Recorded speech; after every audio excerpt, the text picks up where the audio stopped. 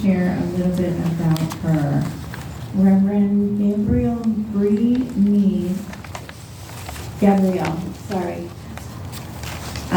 Reverend Bree Mead was born in Chicago and spent a great deal of time in San Diego with her grandparents. After receiving her bachelor's in recreation, she returned to San Diego and began her introduction to spiritualism via the Universal Church of the Master and Reverend C.D. Mitchell, her mentor. After several years of classes, she became a healer and began assisting with all aspects of the church program. After additional years of training, she became a licensed minister and was introduced to spiritual churches throughout the San Diego community where she spoke and offered messages to a broader audience. In 2000, Reverend Mead was ordained a minister through UCM, who maintains her license, and Reverend Bree follows the spiritualist principles, always remembering that you are a channel for spirit. Give what you're given, do not embellish, always give positive messages from the pulpit. So please join me in welcoming Reverend Bree Mead. Thank you. I hate to rearrange.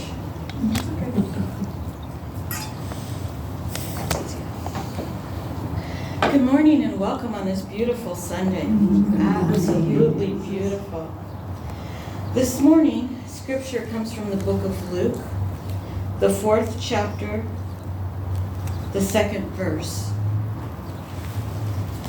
Being 40 days tempted of the devil, and in those days he did not eat nothing.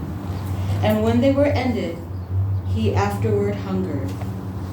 And the devil said unto him, If thou be the Son of God, command this stone that it be made bread. May the Father bless these words in the ears that would then listen. This scripture I took today specifically because we're getting towards the end of Lent, the Lenten season, where we should all be more mindful of fasting, of meditation, of our surroundings, of those that we influence, those that influence us. This is a very trying time. Sometimes it's more trying for others, and sometimes it's less trying. But because we have this beautiful chapel that we can escape to, that we have beautiful music this morning, and our harmonious voices brought forth beautiful music this morning. I wanted to remind us all of the significance of fasting and why the Lord showed us by example why he fasted for 40 days in the desert. And believe me, it took me a little while to find the scripture specific to that. I remembered it.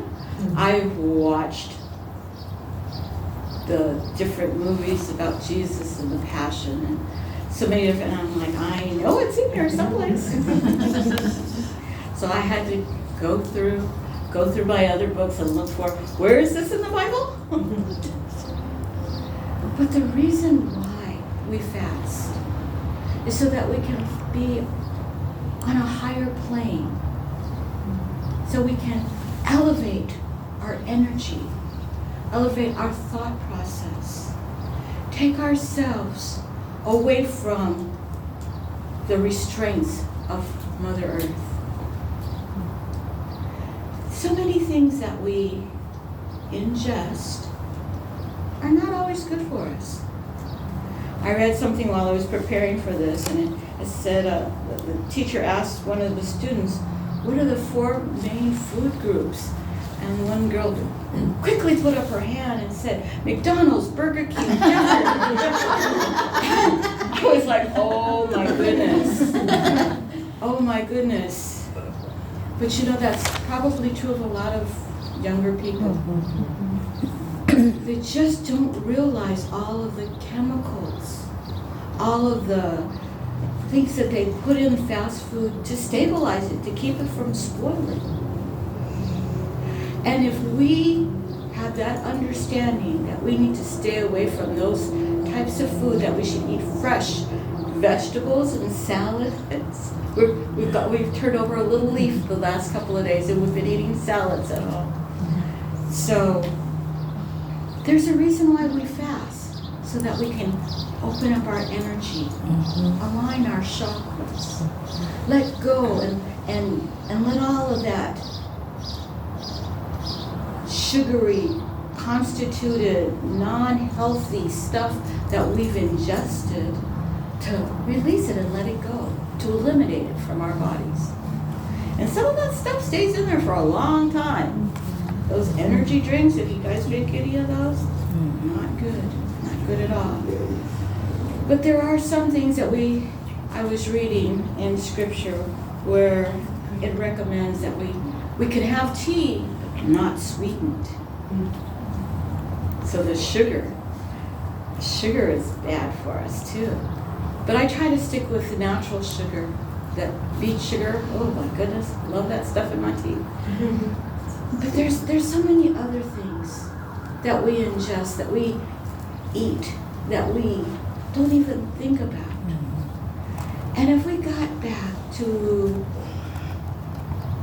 a practice of less fast food, less quick, something less pre-prepared, to something that's natural, fresh from the farm, fresh from the grocer, fresh from wherever it is that we do our shopping looking for our staples. If we could remember to try to stick mostly to a more natural food regime, then we could work on our fasting on a regular basis. Fasting is meant so that we can, like I said, elevate our psychic intelligence, so we can become closer with our master, teacher, Father, so that we can rely on the energy that is all ours and not chemically created. Now, back in the days when the rabbis and the Pharisees created the rules for fasting, they didn't have fast food. They had a lot of fresh fruit and vegetables that they ate. They made unleavened bread so that it did not create a work, because there was no working on the Sabbath. There's a lot of things back in old history that were good. And if we look back to the things that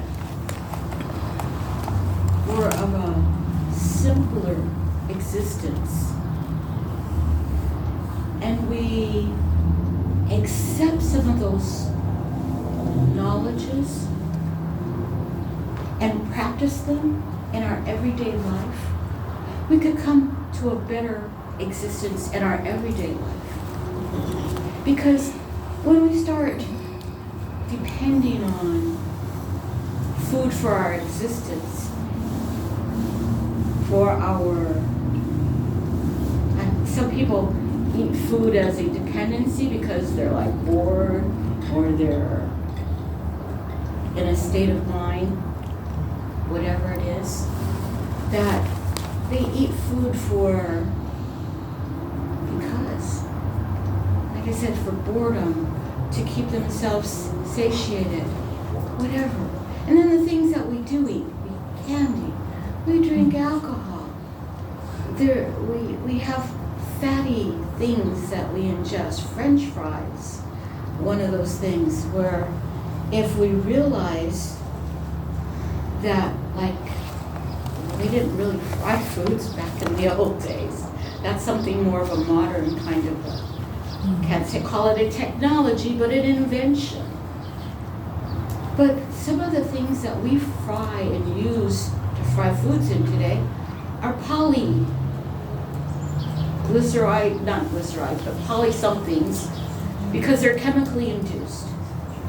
The corn oils, the the vegetable oils that we used to think were better for us because we got away from lard. And that's a whole different subject, but lard's been around for a very long time. So, in essence, let's try to eat a little bit cleaner. We know the things that are kind of weigh us down, kind of have us dragging our feet, but it tasted so good. That's when you know it's like, okay, a little bit in moderation. Moderation is good for everything. But to go for 40 days, can you imagine the missed meal cramps that we would all go through? 40 days without food. And knowing the Lord, he probably didn't have any water either. I don't know if they have cactus over there in Israel, Jerusalem, but I can't see it happening. 40 days without any type of nutrition. And we can barely go one day. And as a Catholic, raised as a Catholic, during Lent there was no meat on Fridays. You would abstain from any, you would cut out any sweet or chocolate or something you gave up for Lent because that was your guilty pleasure. Some of the things that we take as guilty pleasures that we don't even think about until it's like, oh, you know, well, maybe that wasn't the best thing for me today. The Lord went 40 days. We can't even go 40 hours. 40 minutes. Making myself thirsty already. This is just one example that our master teacher showed us. An example of how to live, how to exist, how to go through life. They ate a much simpler diet then. They lived off of olives and prunes, vegetables raw out of the garden, or from the fresh marketplace. I have a cousin, she's from Amsterdam, and she used to talk about going to the market and going daily and getting her fresh vegetables and putting them in her basket and paying them. And they do that over in some European countries, because when I was in Spain and Portugal, the marketplaces were open early in the morning. And they had the fresh vegetables in addition to all of the other things that they had for sale. And some people still do that. They go out and they do their harvesting for the day. They prepare their menu for what's necessary for sustenance.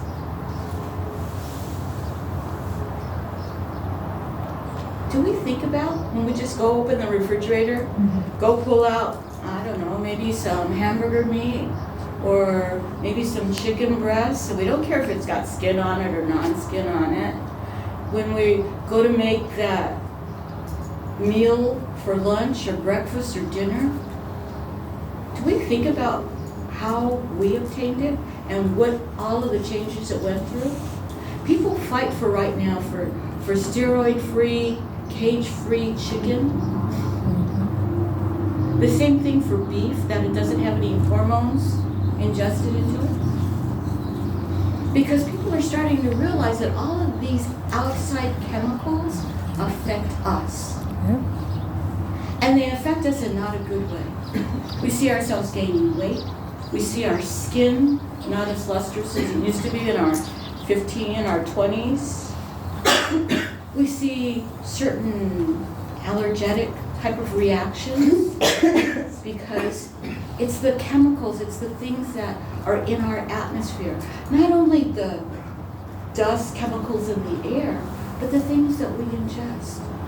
So because there are some things that are out of our control, like the air we breathe, because we have to breathe it, maybe we should be a little bit more conscious about what we ingest, so that we can bring ourselves a little bit closer, elevate ourselves one step higher to our master teacher. Because there is a reason for the fasting. And we know that when people have serious health issues, the doctors advise that they eat a cleaner lifestyle afterwards. And they're like, well, what's a cleaner lifestyle? What is it that you're asking me to deal with? What do you want me to go through? I've already gone through this illness, and I've come out on top of it.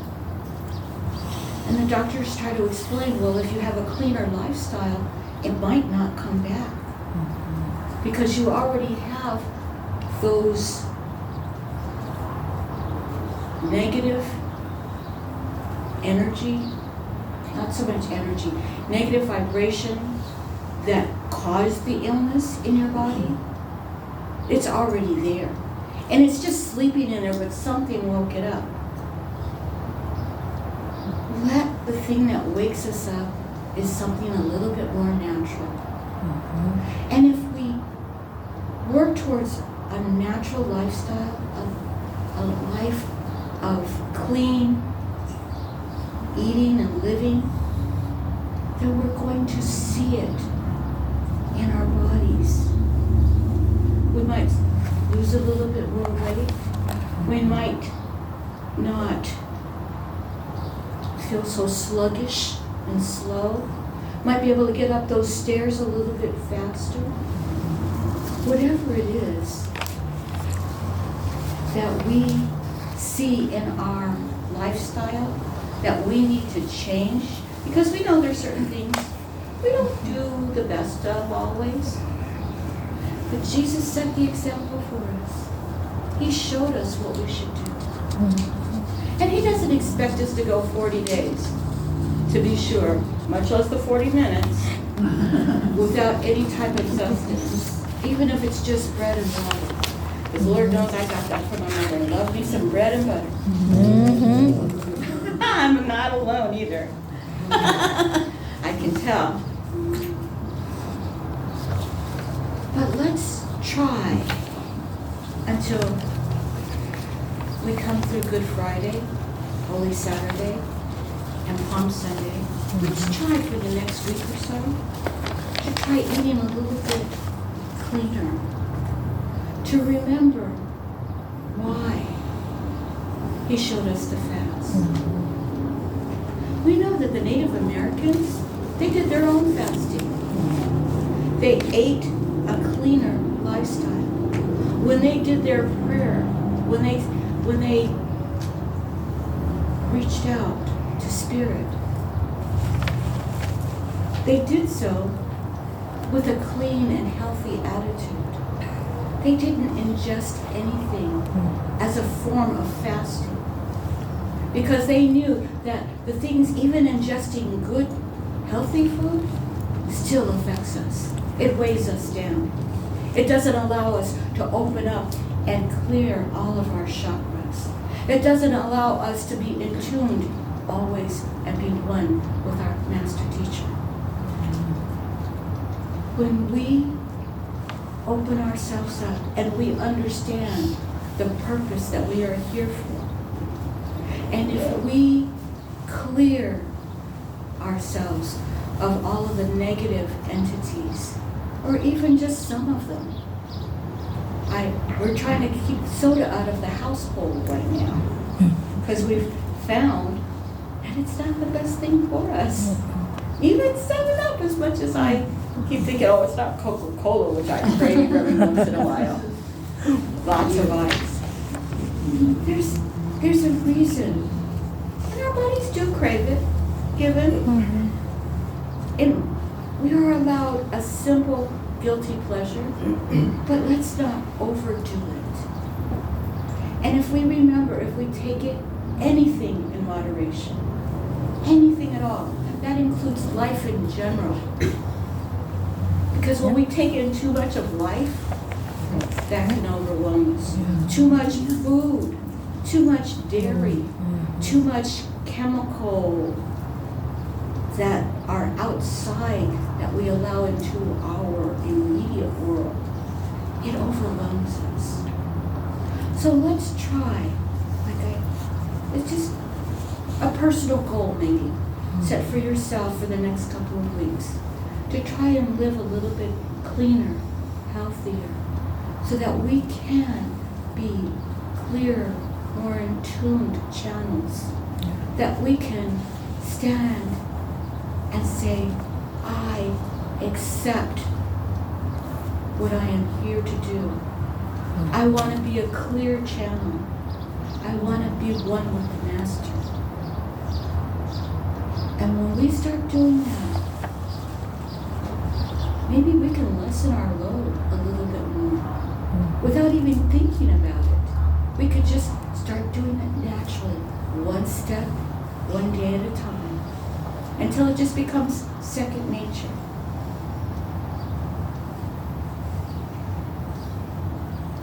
I hope you don't think that I'm being pushy about the cleaner lifestyle, but I have lived with some individuals, or known some that have been in my family, that have lived through several bouts of cancer. I know several people that have dealt with other very serious illnesses. I grew up in a medical household. My mother was a nurse, so she used to, the big C, stay away from the big C, be careful with the things that you eat. And so going through college, and she wanted me to go into medicine, and I'm like, it's not quite me. So the recreation was my out right there. So you see me creating things, looking to do things.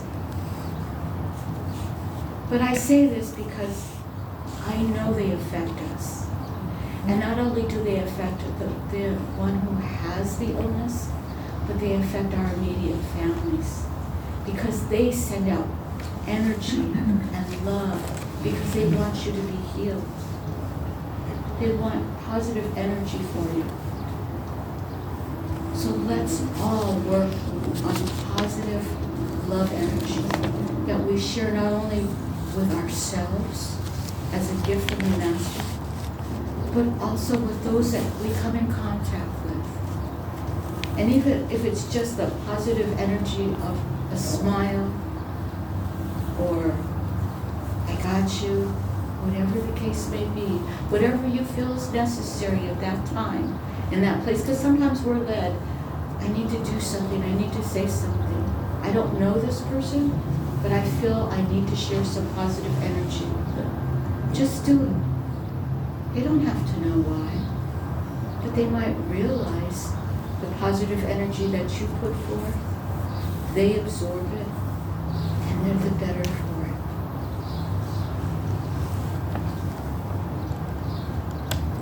I'm going to close today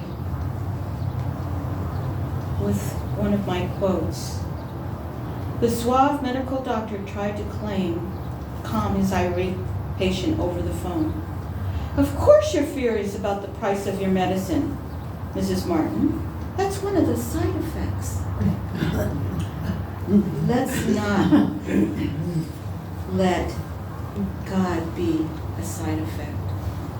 Let's welcome Him into our life and our lifestyle.